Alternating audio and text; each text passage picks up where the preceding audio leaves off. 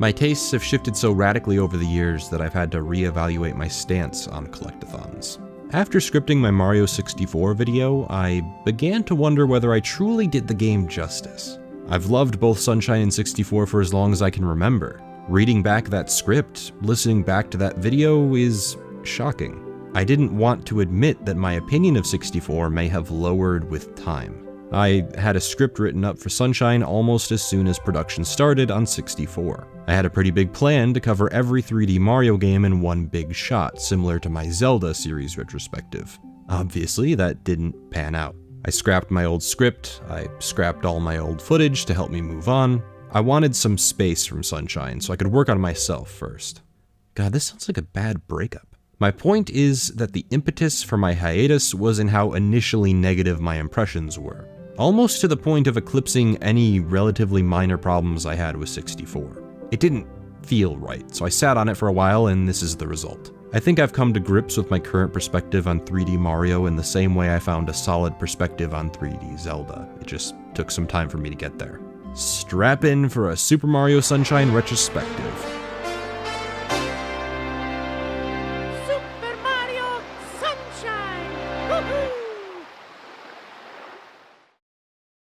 Creating a sequel to one of the most critically acclaimed and culturally relevant video games of all time is a scary prospect. I can't imagine the thought process behind what the dev team would improve, change, innovate. Where do you even begin? Do you know how much pressure there must have been to create a follow-up to Super Mario 64 of all games? Mario is their biggest IP, their Mickey Mouse, and I imagine every time they drop a game for them, it's observed with a hypercritical eye. Nintendo's always had a knack for quality control, but for Mario and Zelda, the top dogs, that eye gets even sharper.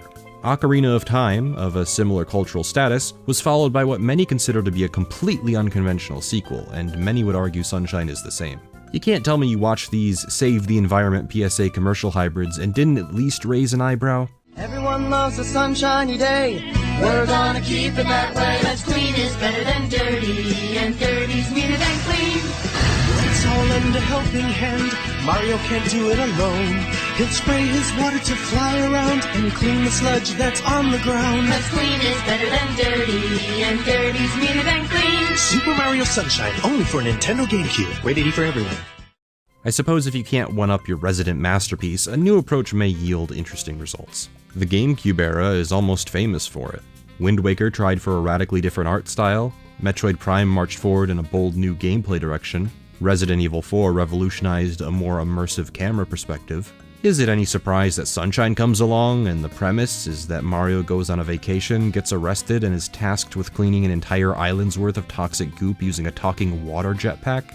In an interview for the Japan-exclusive Nintendo Online magazine, director Yoshiaki Koizumi explained that the idea to use a water pump was the starting point, hoping to add this new mechanic onto what worked in Mario 64.